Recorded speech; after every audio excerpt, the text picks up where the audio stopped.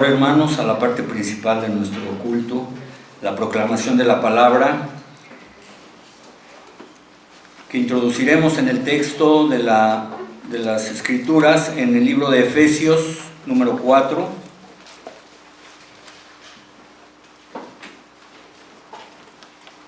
Y leeremos de manera alternada a partir del versículo 17 al 32.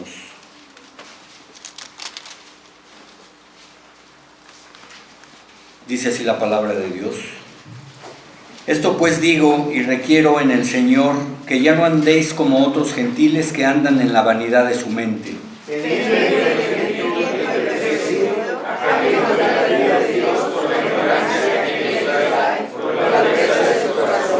Los cuales después que perdieron toda sensibilidad, se entregaron a la lascivia para cometer con avidez toda clase de impureza.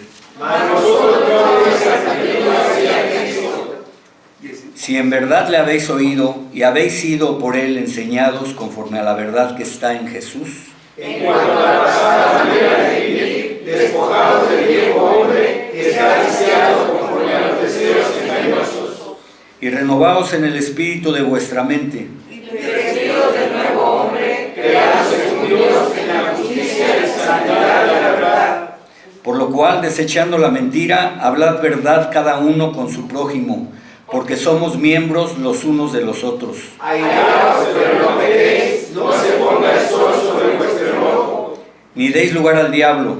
El pecado no busque más, sino trabaje, haciendo con sus manos lo que es bueno, para que tenga que compartir con el que parece necesitar. Ninguna palabra corrompida salga de vuestra boca, sino la que sea buena para la necesaria edificación, a fin de dar gracia a los oyentes. Y no contristéis al Espíritu Santo de Dios, con el cual fuisteis sellados para el día de la redención. Quítense de vosotros toda amargura, enojo, ira, gritería y maledicencia, y toda malicia. Antes sed benignos unos con otros, misericordiosos, perdonándoos unos a otros, como Dios también nos perdonó a nosotros en Cristo. Amén. En respuesta a esta lectura, cantemos el himno 45, Padre, tu palabra es mi delicia. En la tercera parte, himno número 45, Padre, tu palabra es mi delicia.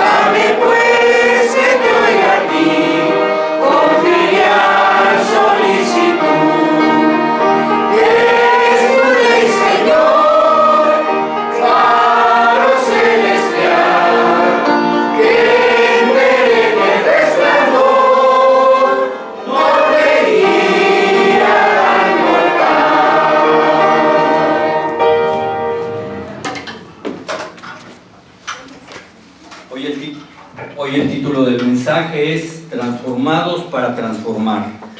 Doy lugar a nuestro pastor Misael. Estemos prontos para oír y recibamos con mansedumbre la palabra de Dios.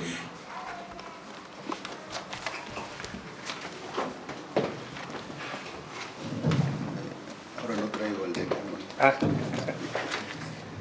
Ya no funcionó, creo. Gracias. Les invito, hermanos, a leer 2 versículos del capítulo 12 del libro a los Romanos. Muy conocidos, por cierto, quizá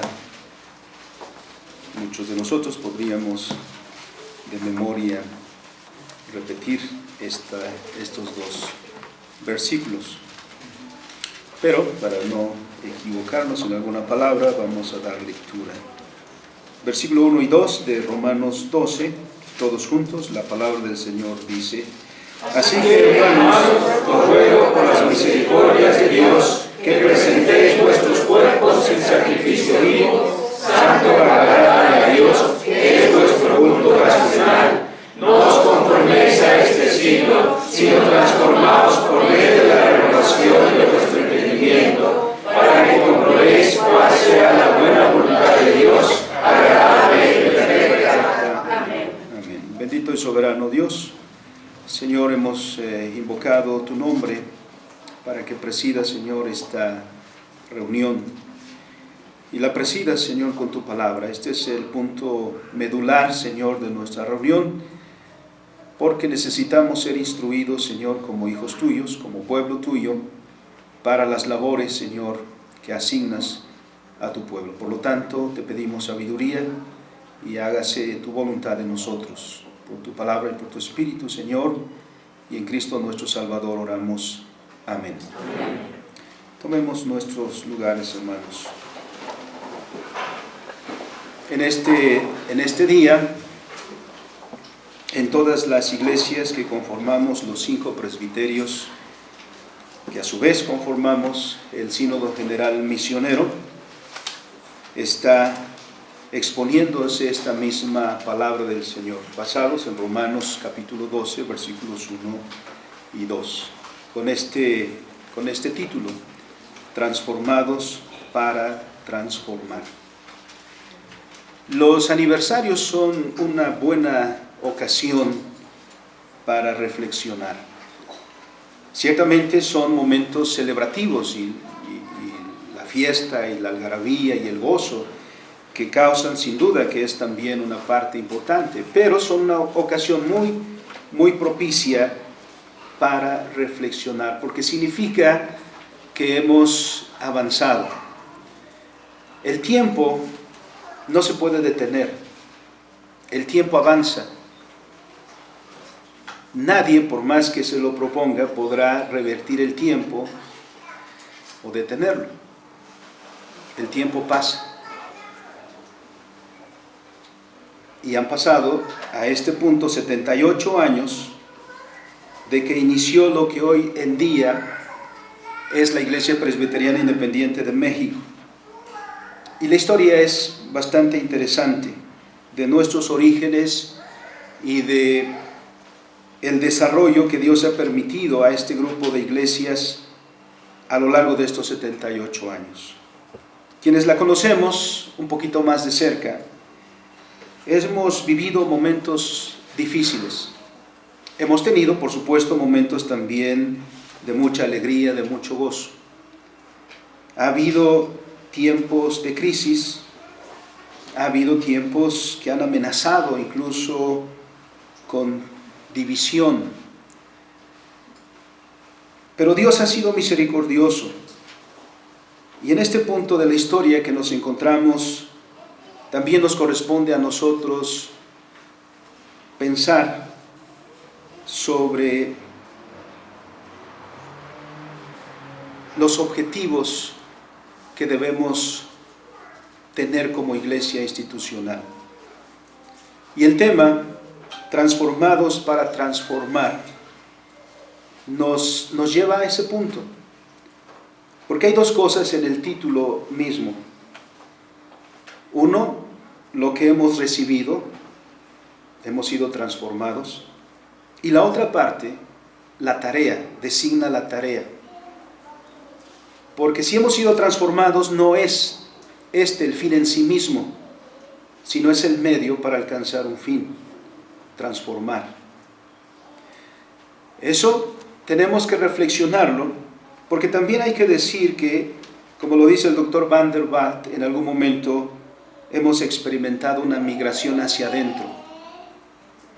Habiendo sido una iglesia que en los principios, lo que he leído un poco de los fundadores, era mirar hacia afuera a lo que la iglesia podía hacer por este país, en su mejoramiento, en su desarrollo, en el impacto que el evangelio debía hacer en todos los ámbitos de la vida. Pero en algún momento también dejamos de mirar eso y nos concentramos más en nosotros mismos y nos hemos enfocado solamente en el ámbito eclesiástico. Hemos dejado de tener un impacto social. Así que este es un buen momento para pensar y para recuperar nuestra vocación como cristianos. Nuestros hermanos, hace 78 años que comenzaron esta obra, lo comenzaron defendiendo su derecho como iglesia local, primero a elegir a sus oficiales, particularmente a su pastor, el doctor Felipe Delgado Cortés. En aquel entonces, de manera arbitraria, por parte del presbiterio, quiso pasarse por alto este principio e imponer a la iglesia un acuerdo con el que la misma iglesia no comulgaba. En sus inicios fue solo una iglesia local que tomó la determinación de separarse del presbiterio del cual era parte, y a su vez de la asamblea general, que no tenía sino algún par de años de haberse conformado. Como testimonio de esa determinación, en su momento aquellos hermanos hicieron del conocimiento pública esa decisión, publicando una carta en 1947. En el centro de esa determinación también estaba, por supuesto, y como cuestión fundamental, su compromiso con la preservación de la herencia calvinista. De esto no había dudas. Los hermanos se identificaban como una iglesia calvinista, de doctrina y de teología calvinista. Eso se hizo evidente porque muy pronto, si la iglesia inició el 6 de julio de 1947, pronto trabajaron para el establecimiento de la primera escuela, de su escuela que hasta el día de hoy está como una escuela de profetas, que es la Escuela de Teología Juan Calvino, en aquellos tiempos, hoy Universidad Juan Calvino. ¿Por qué lo hicieron? Y cabe mencionar que es un trabajo puramente mexicano. Los que establecieron esta escuela eran todos mexicanos. Desde sus inicios, la visión de que la iglesia tenía que cumplir no solamente una tarea eclesiástica, sino tenían que transformar la sociedad en la cual vivían, tenía un objetivo muy claro. El fundador de la Escuela de Teología, el doctor Felipe Delgado Cortés, también así lo plasmó en el himno lema de la institución de la Escuela de Teología, que es el himno 233 en nuestros himnarios, y que su título es Hoy de Cristo Jesús Sembrador. En su segunda estrofa dice: que me espera mi patria, yo sé, engrillada en vicio fatal, fanatismo, ignorancia y maldad la mantienen en esclavitud, que me esperan millares aquí y otros miles me esperan allá, con la sangre de Cristo Jesús redimidos y santos serán. De ahí que cuando se formó el Sínodo General de la Iglesia Presbiteriana Independiente de México, y se llama así hasta el día de hoy, Sínodo General Misionero, porque nuestra visión desde orígenes era este. Cabe preguntarnos si nosotros mantenemos ese objetivo o hemos dejado de buscarlo. Y es en este punto en el que como iglesia debemos mirar el resultado de la transformación en nosotros por el Señor y la misión que el Señor de la iglesia nos da a nosotros el día de hoy. Y no hay que buscar mucho, porque no habremos de ir a hurgar en las profundidades para darnos cuenta de cuál es la misión que la iglesia tiene. Porque la misión de la iglesia es la misma a través de los siglos. Sea en el primer siglo con los apóstoles mismos, sea en el siglo XVI con nuestros hermanos reformadores, sea hoy o sea la iglesia de nuestros hijos en 500 años, la misión de la iglesia siempre será la misma. Aquella que el Señor Jesucristo mencionó en Mateo 28, ir al mundo para enseñarle todas las cosas que Él ha enseñado a su iglesia. Así que miremos ahora y vayamos al pasaje que nos ocupa en Efesios capítulo 4 y la parte que leímos. Como hemos dicho, el título tiene dos partes, menciona dos partes. La primera es que hemos sido transformados. Nos mira a nosotros mismos y nos da cuenta de la bendición que hemos recibido. Y luego menciona la tarea a la cual nos encausa nuestro Señor mismo. A lo largo de la historia de la humanidad hay quienes han querido transformar al mundo con sus ideales. Nombres sobran para mencionar. ¿Qué buscaba Nabucodonosor? ¿Qué buscaba Alejandro el Grande? ¿Qué buscaba Atila?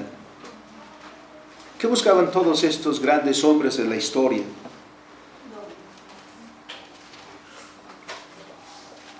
Iban guiados por sus ideales, de buscar conquistar, de formar un gran imperio. A lo largo de la historia no han faltado personajes que han buscado alcanzar sus ideales precisamente. Y para lograrlo, algunos han impuesto su visión a la fuerza. Han impulsado una transformación de su mundo por medio de imposición de duras leyes, ejerciendo la coerción, es decir, obligando a la gente a hacer lo que se supone que deben hacer según ellos, con el propósito de alcanzar sus objetivos. Pero el logro de los objetivos de estos líderes se da solo mientras los medios de poder están a su favor y los imponen. Pero generalmente lo que produce es el surgimiento de la resistencia y de la rebelión que termina por poner fin a sus sueños. Piénsese en la Segunda Guerra Mundial y lo que buscaba Hitler con su famoso Tercer Reich. Él avisoraba un imperio que duraría 1000 años. Él no viviría más allá de 60 años, pero avisoraba por los siguientes 1000 años. Si bien es cierto que en diversas ocasiones también se han levantado líderes cristianos con las mismas ambiciones de poder que los incrédulos, pensemos en la iglesia de la Edad Media, que en muchas ocasiones los obispos eran más bien guerreros que pastores. Entendían mucho mejor de armas que de teología, mucho más de estrategias militares que de conocimiento de la palabra de Dios. Esta actitud no es congruente con los principios cristianos, porque la transformación del cristiano y la transformación cristiana de la vida no inicia por un principio de coerción. Es decir, la vida cristiana no se obliga. ¿Por qué? Porque la transformación del cristiano y la transformación cristiana de la vida inicia en el principio de la restauración y del amor. Y por lo tanto no es una fuerza exterior, sino más bien es una fuerza que comienza en el interior, en el corazón, y que trasciende al exterior en los hechos concretos de la vida de la persona. En su carta a los Efesios, que es un pasaje paralelo de Romanos 12, 1 y 2, el apóstol Pablo se dirige a los cristianos de Éfeso, instándoles a que sean cristianos en toda su manera de vivir. ¿Y qué razón tiene para ellos? ¿La fuerza? ¿La imposición? No, sino que al insistirles, les recuerda que tengan presente claramente quiénes son. Porque este es el principio que ha de dar dirección a su vida y que se ha de expresar, por supuesto, en todos los ámbitos. En el versículo 17, establece Pablo la diferencia entre gentiles y gentiles. El carácter criatural es permanente en el ser humano. Todo ser humano es una criatura. La humanidad es una creación de Dios. Así que ese es el carácter permanente. Somos criaturas. Y ese carácter criatural será siempre el que califique nuestra existencia. La caída y la redención, como dice el doctor Spyman, son accidentales en nuestro ser. Porque, ¿qué quiere decir eso? Que la criatura que fue creada cayó. Pero la caída no ha anulado su carácter criatural. Sigue siendo una criatura. Y su redención no añade más que la redirección. Es decir, el redimido es una criatura reconciliada con su Señor. Es decir, en todos estos, la existencia nunca puede desligarse de su punto de origen, que es Dios, a quien estamos llamados a servir. Se hace que creamos en Dios o no. Por el solo hecho de ser criaturas, somos llamados a servir a nuestro Creador. La caída es un estado de rebeldía. La criatura caída es una criatura rebelde respecto a Dios, pero aún su vida sigue siendo calificada por esa relación. Por eso se habla de ella como desobediente, como rebelde, como enemiga de Dios.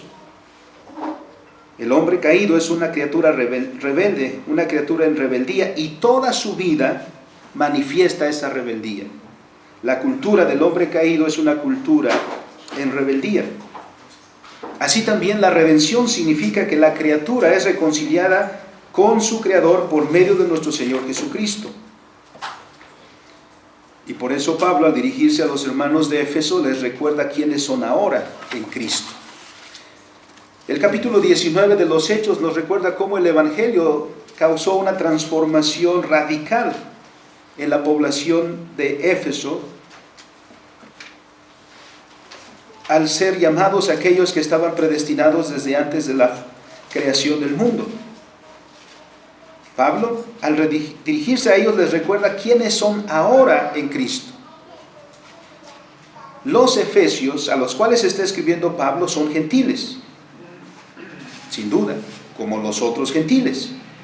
Pero Cristo ha hecho la diferencia entre la iglesia, conformada por gentiles, y los otros gentiles. Por eso Pablo dice en el versículo 17: digo y requiero en el Señor que ya no andéis como los otros gentiles. Ustedes son gentiles, pero ya no vivan como los otros gentiles. Gentiles que además dice por el versículo 18, esos otros gentiles permanecen en la ignorancia de la verdad, y por lo tanto siguen viviendo y dando expresión a la vanidad, es decir, a la corrupción de su mente, y su estilo de vida así lo delata. Porque cuando se causó alboroto por el Evangelio ahí, ¿quiénes se opusieron al Evangelio? Aquellos que defendieron la idolatría, aquellos que no dejaban de gritar: grande es Diana de los Efesios. Algunos más motivados por sus bolsillos vacíos que por un verdadero interés de adoración quizá. El sustantivo vanidad en este versículo indica la falta de objetivo debido a la falta de propósito o de cualquier fin significativo. Bien, que podemos entonces concluir en nuestra vida diciendo: comamos y bebamos, que mañana moriremos. Porque sin Dios, dice Calvino, sin el conocimiento del Dios verdadero, carecemos de todo propósito cierto para la vida. Entonces, ¿para qué vivimos? ¿Y para qué entonces debemos hacer todas las cosas que hacemos?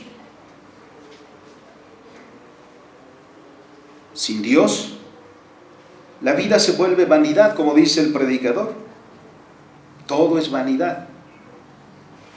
Entonces el vivir pierde su sentido, pierde su propósito. Porque el propósito de la vida está en Dios. Porque el propósito de la vida es recuperado en Cristo. Porque solo en Él sabemos quiénes somos y para qué existimos. Esa es la diferencia entre los cristianos gentiles y los otros gentiles en Éfeso. Lo mismo que nosotros, entre nosotros que somos gentiles y los otros gentiles que están todavía en la ignorancia de la verdad. Nosotros también somos gentiles, pero con un principio de vida diferente.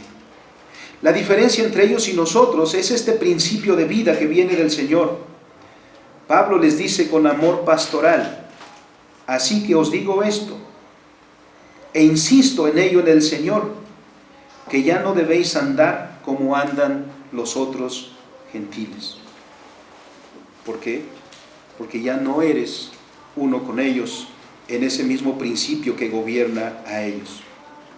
Por eso nos lleva al siguiente punto.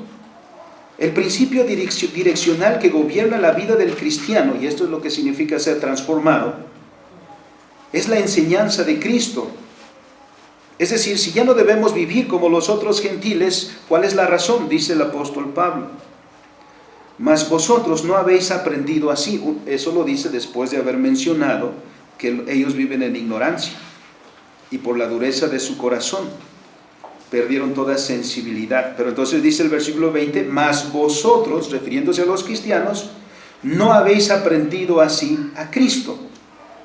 Es decir, el principio que nos dirige ahora en nuestra vida viene del Señor Jesucristo.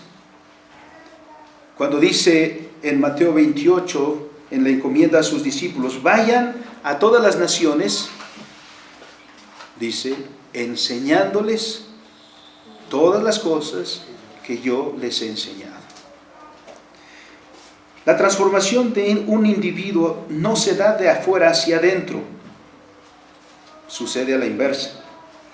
La transformación de un individuo sucede desde adentro hacia afuera. En la misma carta a los Efesios, en el capítulo 2, se nos dice que Dios dio vida cuando estábamos muertos en nuestros delitos y pecados. Y más adelante, apenas unos versículos adelante, en el versículo 8, dice que la fe que obra en nosotros no es de nosotros, sino que es un don de Dios. Por eso, y añade, por si hiciera falta una aclaración, dice el versículo 9: no por obras, para que nadie se gloríe. Así que ha sido Dios quien ha obrado en nosotros, que estábamos muertos en nuestros delitos y pecados, y que Él soberanamente nos ha dado vida nueva por su Espíritu Santo y por su verdad. De manera que allí radica la diferencia entre nosotros gentiles y los otros gentiles. Ya no somos como los demás gentiles, porque hemos recibido esa bendición de la obra del Espíritu Santo, regenerando nuestro corazón, conformándonos a la verdad de Dios, de manera que hay un punto de cambio radical. Mientras que los otros son ignorantes de la verdad, nosotros conocemos la verdad. ¿Y ven qué contradicción hay? Que aquellos que están en la verdad copien el estilo de vida de los que viven en la mentira. Esa es una contradicción. ¿Por qué nosotros, que hemos sido receptores de la obra del Espíritu Santo y de la verdad de nosotros, queremos copiar a los incrédulos en su manera de vivir. Pablo dice, ustedes hermanos han sido transformados. Ustedes ya no son como los demás, ya no tienen el mismo principio que los mueve en su vida. Hay un cambio de raíz.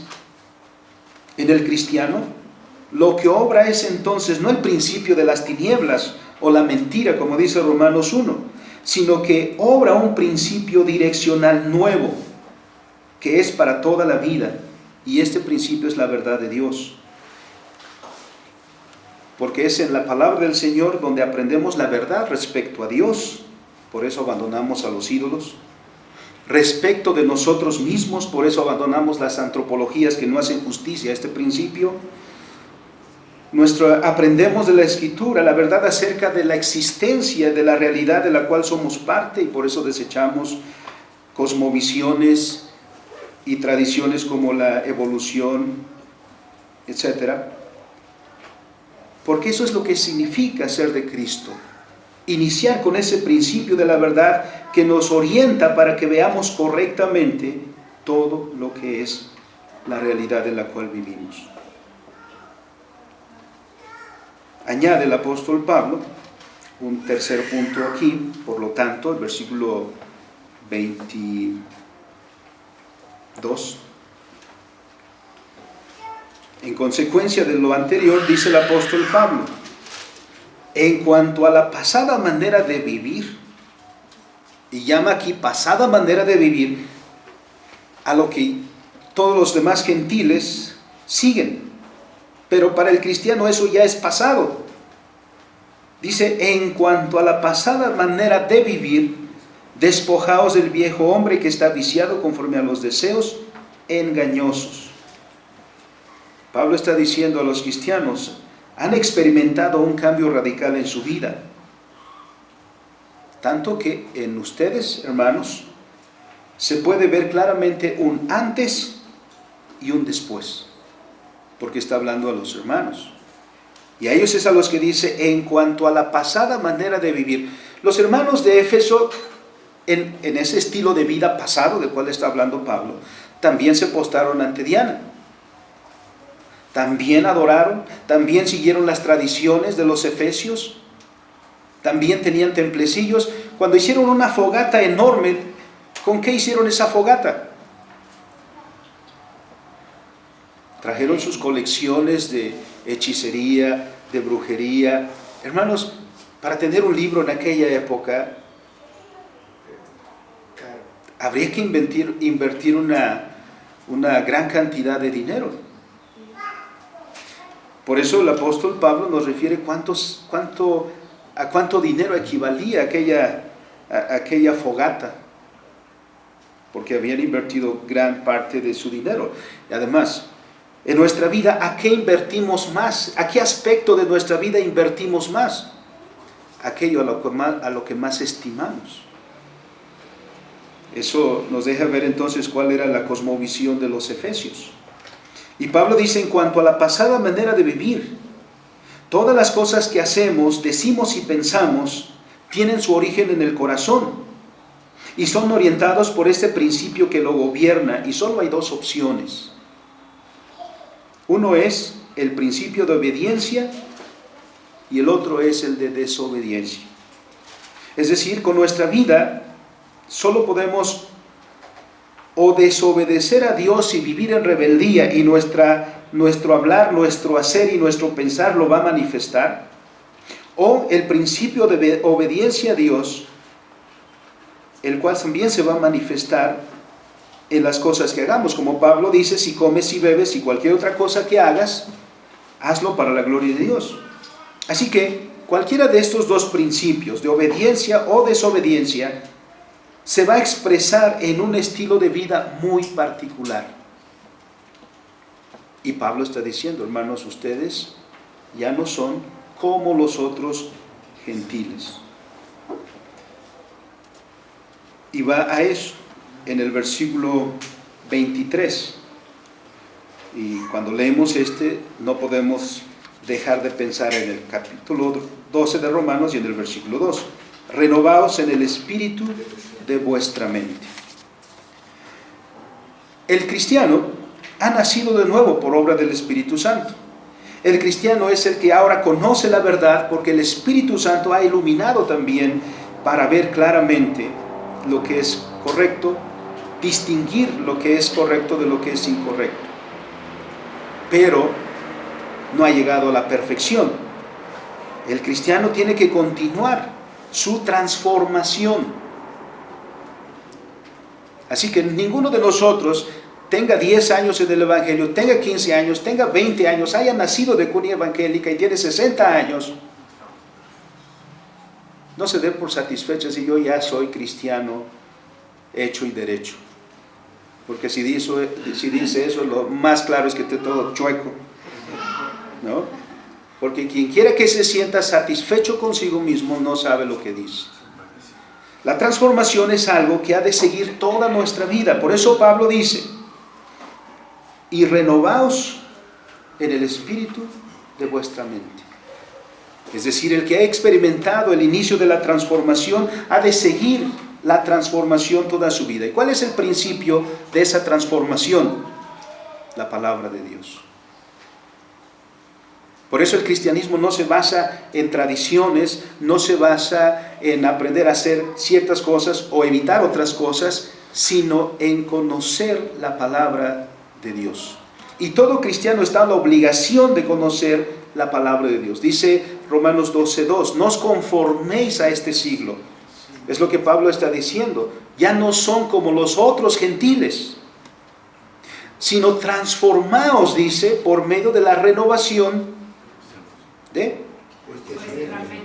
quien haya dicho que el cristianismo o los cristianos son ignorantes, por eso creen en Dios. Que para ser cristiano hay que ser ignorante, hay que rechazar el pensar, el analizar. No sabe lo que dice. Porque el cristianismo se fundamenta en el saber. El cristiano tiene que saber, tiene que estudiar. No es aprender a persignarse, no es aprender a santiguarse. Es aprender lo que es la verdad para poder entender cuál es la voluntad de Dios. Así que si le dijeran a cada uno de nosotros, ¿cuál es la voluntad de Dios? Cada uno de nosotros sabría responder. Pero saben, ahí es donde tropezamos. Nos preguntan, ¿cuál es la voluntad de Dios? Y nosotros no sabemos. Y tan no sabemos que cometemos muchos errores. Porque si nos equivocamos como padres, ¿qué quiere decir? Que no hemos entendido. Si nos equivocamos como estudiantes, ¿qué quiere decir? Que no hemos entendido.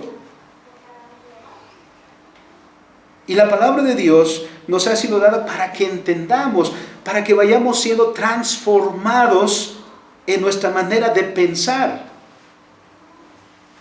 en nuestra manera de ver la realidad, la vida, todas las cosas, porque debemos ser consistentes con el principio de la palabra de Dios. Entonces, la vida cristiana no consiste entonces en aprender a hacer algunas cosas litúrgicas o eclesiásticas, sino consiste en aprender a ver la vida como Dios quiere que la veamos. Si vamos a superar nuestra pasada manera de vivir, solo podemos hacerlo renovando nuestra manera de pensar, y la renovación de nuestra manera de pensar solo puede venir del conocimiento de la verdad y de la obra del Espíritu Santo en nuestra vida. Así el cristiano es entonces aquel cuya vida se caracteriza por expresar la justicia y la santidad de la verdad, porque ha sido revestido del nuevo hombre. En resumen, y apenas es la primera parte, el cristiano es alguien que ha sido reformado, ha sido vuelto a formar a la imagen de aquel que lo creó para vivir su vida en su totalidad con este nuevo principio. Es decir, apenas estamos a la mitad de camino. Porque ahora a los que han sido transformados se les da una tarea, se les da una misión, y esa misión es la misión de transformar. El ser reformados o transformados no es un fin en sí mismo, sino es apenas el principio. Porque el objetivo es la recuperación de la vocación dada al hombre desde el principio de la creación. Por eso la vocación cristiana no es una tarea contemplativa. No es que nos vamos a pasar simplemente nuestra vida aspirando y suspirando por el cielo que algún día nos va a tocar. Porque para eso hay que primero estar muerto. Pero nos interesa la vida aquí. Las Escrituras nos dicen que el pecado nunca anuló nuestra vocación. ¿Dónde hablan las Escrituras de nuestra vocación? En Génesis 1:26. El pecado nunca anuló esa vocación dada con nuestra creación. Lo que sucedió es que nos convertimos en mayordomos infieles. Vivimos en el mundo que es de Dios. Usamos los recursos que son de Dios. Disfrutamos de las bendiciones que vienen de Dios. Nuestra vida misma la tenemos de Dios. Nuestros talentos le pertenecen a Dios. Pero ¿qué hacemos con todo eso? En lugar de reconocer a Dios, en lugar de darle gracias, en lugar de servirles con todos ellos, ¿qué hacemos? Los usamos perversamente para nosotros mismos. Por eso los usamos y abusamos de ellos, pensando egoístamente solo en nosotros. Hemos vivido una vida de corrupción. Por eso, ahora en Cristo somos reconciliados y eso significa nuestra restauración al oficio original. Por eso el Señor Jesucristo dijo: no te ruego que los quites del mundo, porque el lugar que Dios nos dio desde el principio fue el mundo. La redención no sería consecuente con la creación si nos quitara del mundo. Porque lo que hace la redención es reorientar la vida nuestra en el mundo, pero nuestra vida sigue siendo calificada por el mundo, por esta realidad que Dios nos dio. Por eso, una vez reconciliados, significa que estamos otra vez aptos para desempeñar el oficio original. Ahora que conocemos la verdad, podemos recuperar y conducir la vida a sus verdaderos propósitos. Ahora que conocemos la verdad de nuestro origen, ahora que conocemos la verdad respecto de la realidad creada, ahora que conocemos la verdad acerca del propósito de nuestra existencia, entonces estamos aptos para poder entonces implementar su restauración. Así que la vocación cristiana significa que tenemos un deber transformador, porque habiendo nosotros deformado todo por el principio del pecado que gobernaba nuestra vida, estando restaurados también somos llamados a la recuperación de todo el orden creado. En Cristo Jesús, por supuesto. Somos llamados ahora a contrarrestar la deformación que el pecado ha causado, para que volvamos todas las cosas a su cauce original y sean hechas para la gloria de Dios. El domingo pasado hemos hecho alusión a la restauración de la comunidad, porque la humanidad fue creada para trabajar y desarrollar todas las cosas bajo el principio de la gloria de Dios.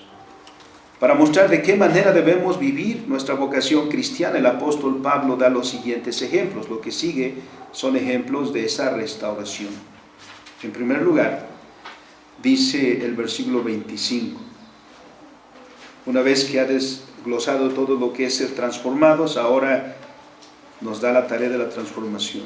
Comenzando por las relaciones humanas que deben estar cimentadas ahora en la verdad. Dice Pablo: por lo cual, desechando la mentira, hablad verdad cada uno con su prójimo, porque somos miembros los unos de los otros. Por lo cual, desechando, también podríamos leer renunciando a la mentira. Mientras que los hombres solemos usar la mentira para engañar, defraudar y así sacar provecho de nuestro prójimo, pues el único bien que nos importa, ¿cuál es? El nuestro.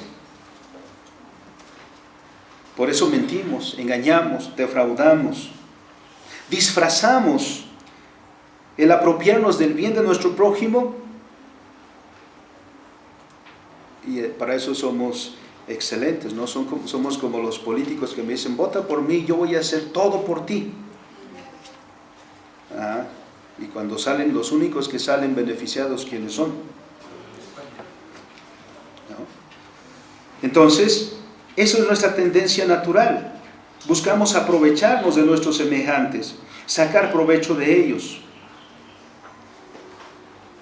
Pero dice la Escritura que habiendo sido reformados en nuestro punto central de existencia, ahora somos llamados a hablar verdad unos con otros. De esta manera no tenemos presente el principio que debe regir todas las relaciones humanas. ¿Cuál es el principio que debe regir todas las relaciones humanas? ¿Cómo se resume la segunda ley? Amarás a tu prójimo como a ti mismo. Y entonces es el principio de verdad el que debe gobernar toda relación entre los seres humanos.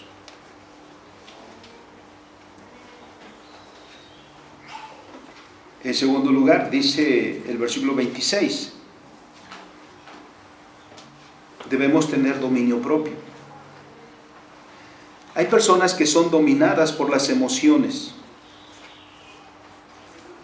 Esto es que todo lo que hacen no va precedido por la reflexión y el sopesar los motivos o las acciones para pensar cuál es lo mejor, qué es lo que es verdadero, sino que más bien reaccionan a las palabras o las acciones con un espíritu muy arrebatado y además mantienen conscientemente esa actitud por mucho tiempo.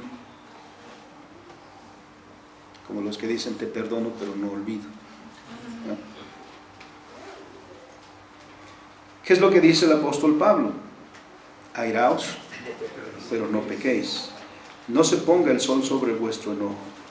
Los seres humanos fuimos creados como seres emotivos y nada hay de malo en eso. Tenemos gozo, alegría, tristeza, enojo. Eso no es pecado en sí mismo. Ser cristianos no significa que debemos erradicar todos estos, sino más bien todas nuestras emociones y nuestros sentimientos deben ser santificados, porque la dirección que viene del Señor debe también manifestarse en un carácter de dominio propio. Por eso la misma Escritura dice que seas más pronto para oír que para hablar. Hay que ser prudentes. ¿Cuántas veces apenas terminamos de decir algo y nos arrepentimos de haber dicho por el resultado de lo que dijimos? ¿Y en cuántos momentos, hermanos, nos hemos distanciado por tonterías? Porque somos movidos por nuestros sentimientos y no por la verdad. Un cristiano debe vivir bajo el principio del dominio de la verdad de Dios. No son las emociones las que nos deben controlar, es la dirección de la palabra de Dios la que debe tener el control de nuestra vida, incluyendo nuestras emociones. Por eso nuestras emociones deben ser santificadas también por este mismo principio. Debemos tener, decíamos hoy en la escuela dominical, un claro entendimiento de lo que es el aspecto de estructura y dirección. También dice el apóstol Pablo en el versículo 28, el que hurtaba, no hurte más.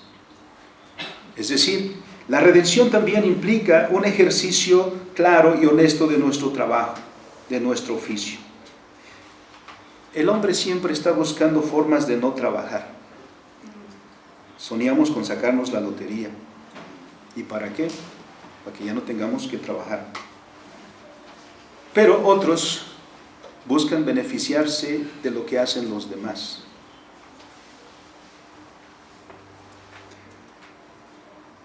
¿Qué es lo que dice Pablo?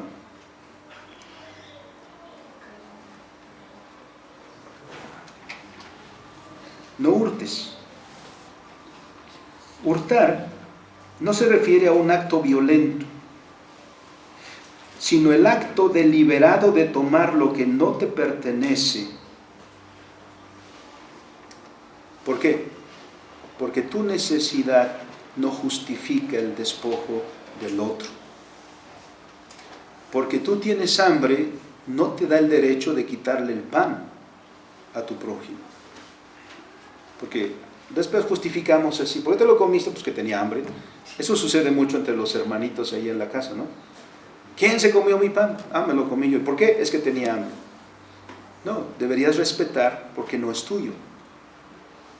Entonces, el hurto, como dice Pablo, es el acto deliberado de tomar lo que le pertenece al prójimo. Y Pablo dice, el que hurtaba, en cualquiera de las formas, no hurte más, sino que trabaje.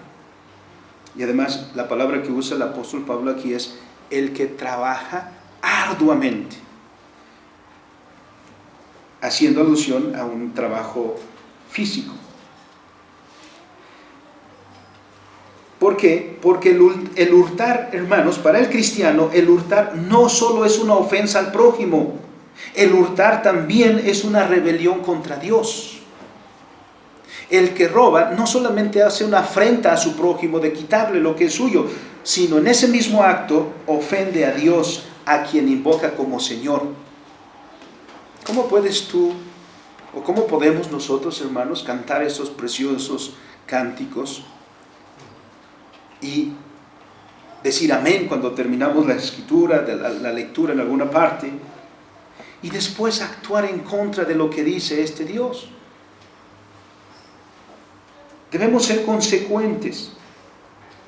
Por eso el cristiano, en el ejercicio de su mayordomía y entendiendo que Dios ha establecido el trabajo como el medio para el sustento propio y de los suyos, o sea, quienes han leído este folletito del pastor Velázquez, el trabajo,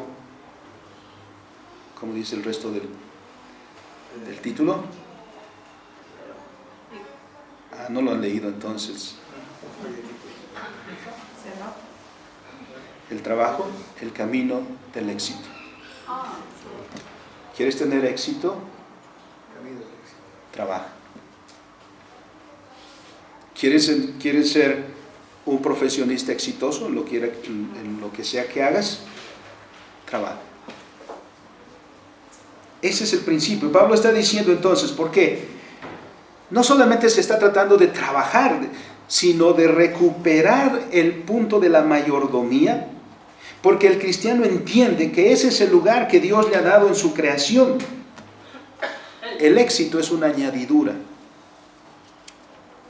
no es un fin en sí mismo. El cristiano no busca el éxito como un fin en sí mismo. El éxito, en palabras del Señor Jesús en Mateo 6, el éxito es la añadidura. El éxito es el reconocimiento por aquello que haces bien.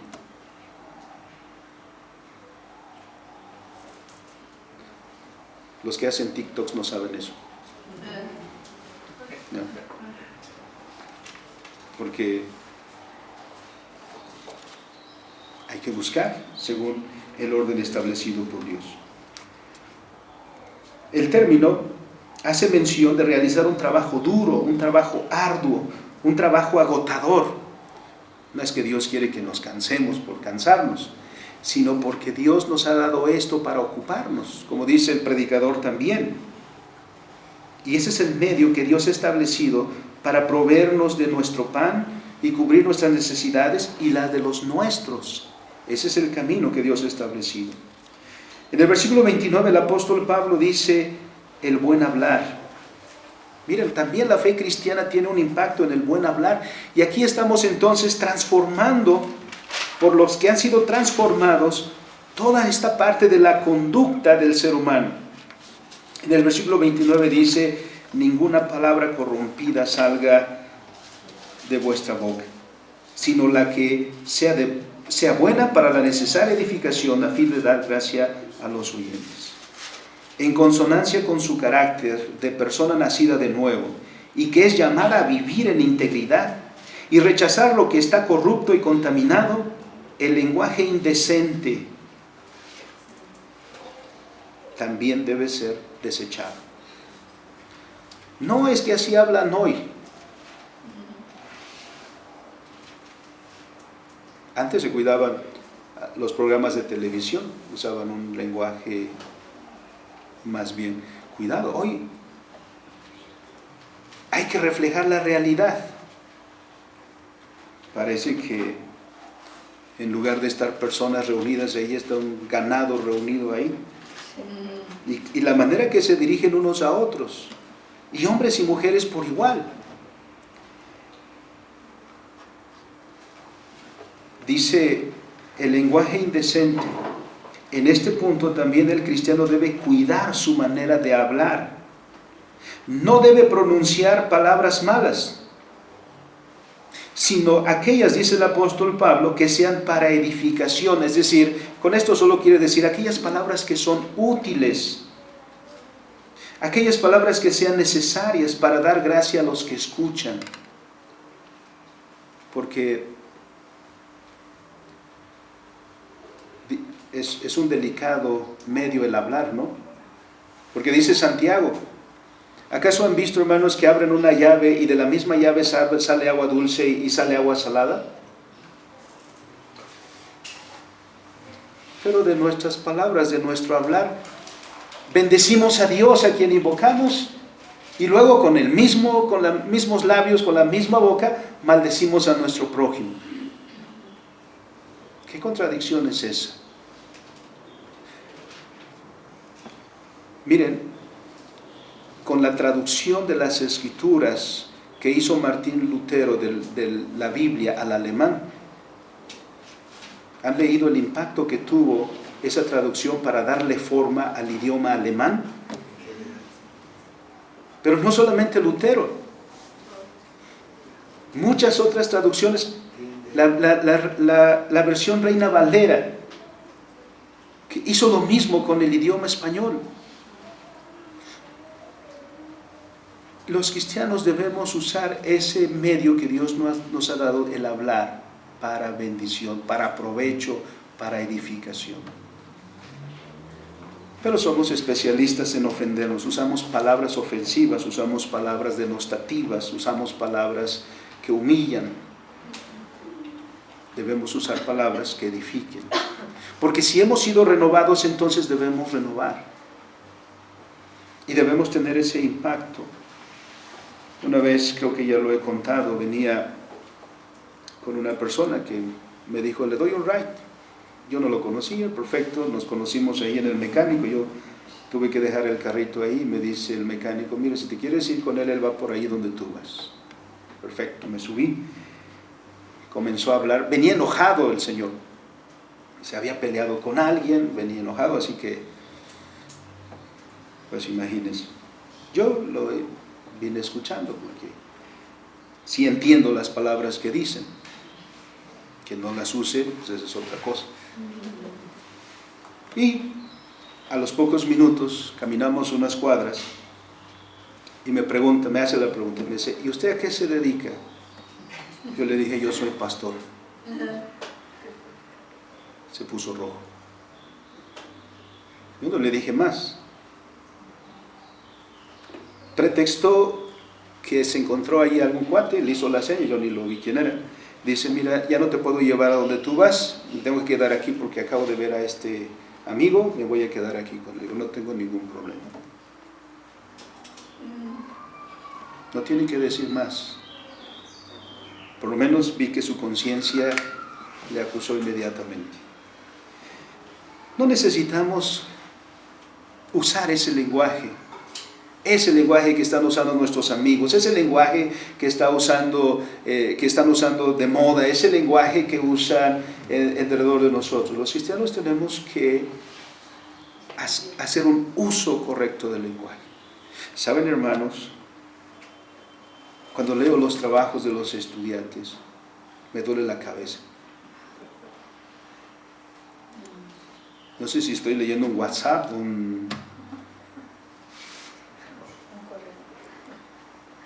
las comas, los puntos, no sé dónde los escondieron, están en crisis, tenemos escasez de signos de puntuación que no los encuentro.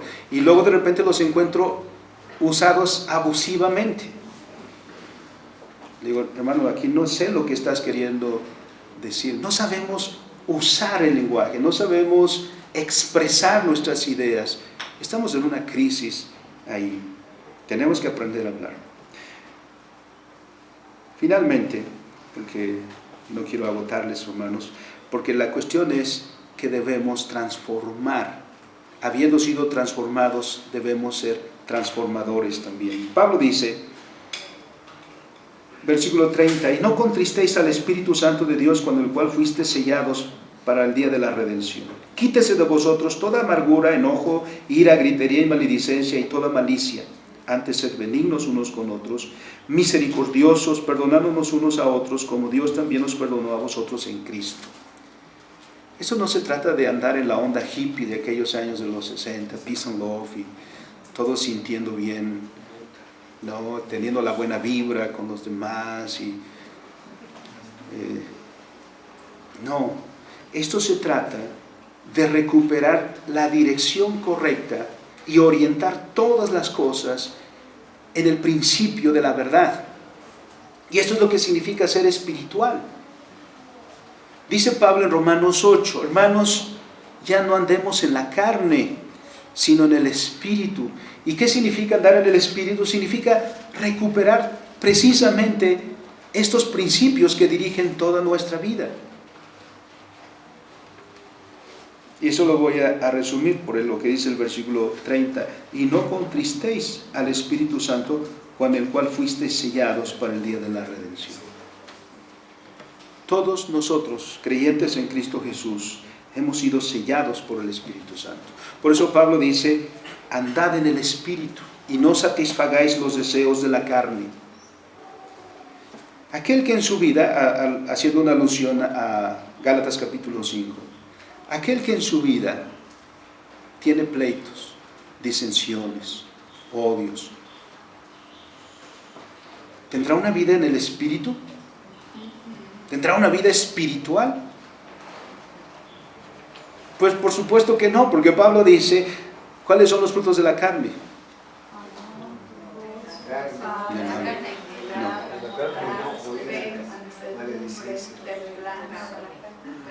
Carne.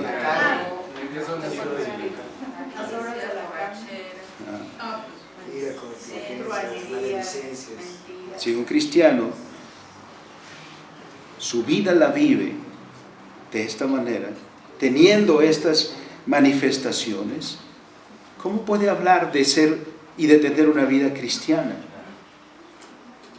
En contraposición, Pablo dice, mas los frutos del Espíritu son amor, gozo, paz, paciencia, benignidad, bondad, mansedumbre. Porque estos principios son los que caracterizan la vida renovada, que se imprimen en las relaciones con los demás. Esa es la vida espiritual. Entonces la vida espiritual no es aquella que se vive dentro de los cuatro muros del templo, no dentro de los cuatro muros del aposento propio para orar, para meditar ahí, sino la vida espiritual es aquella que bajo la dirección de Dios se vive en todo lo que hacemos. Eres llamado a ser espiritual en el contexto de un mundo que no lo es, a plantar los principios de Dios, porque estás transformando y tú debes traer influencia. En ese sentido, el Señor nos ha llamado a ser verdaderos influencers, no de estos que graban 5 minutos y haciendo tonterías, sino en el principio de que tu vida lleva el sello del Espíritu Santo y que transformamos este mundo. Vivimos en un mundo secularizado y cada vez más secularizado. ¿Cómo podemos revertir esa secularización? Aprendiendo a vivir cristianamente. Vivamos cristianamente. Y hagamos lo que el Señor nos ha dicho, transformar el entorno nuestro. La transformación de las esferas sociales comienza por la transformación de los miembros de la sociedad. Dios, queriendo la renovación de la humanidad, ha iniciado por la renovación de los hombres y mujeres a quienes ha elegido soberanamente para ser sus hijos. A partir del nuevo principio rector de la vida, los cristianos somos llamados a transformar nuestras relaciones, a ya no ser como los otros gentiles, sino a ser los gentiles que han conocido la verdad y viven por la verdad, que su vida ha sido renovada y que están renovando sus relaciones de vida para la gloria de Dios. Nuestra tarea después de 78 años o a los 78 años requiere más compromiso para influenciar el mundo en el cual vivimos. Dios quiera bendecirnos, hermanos, para continuar nuestra labor. Dios sea con nosotros. Bendito y soberano Dios, te damos gracias. Nos permite, Señor, continuar en la labor que iniciaron aquellos hermanos y hermanas hace 78 años, que están en tu presencia ahora, pero que nos has dado, Señor, una herencia que cuidar, y no solo cuidar, sino desarrollar. Una herencia que tenemos, Señor, porque viene de tu mano, y debemos de procurar vivirla nosotros y enseñarla a nuestros hijos. Te rogamos, Padre, tu misericordia y tu bondad con nosotros. Enséñanos, Padre, a vivir cristianamente. Por nuestro Señor Jesucristo te lo pedimos. Amén.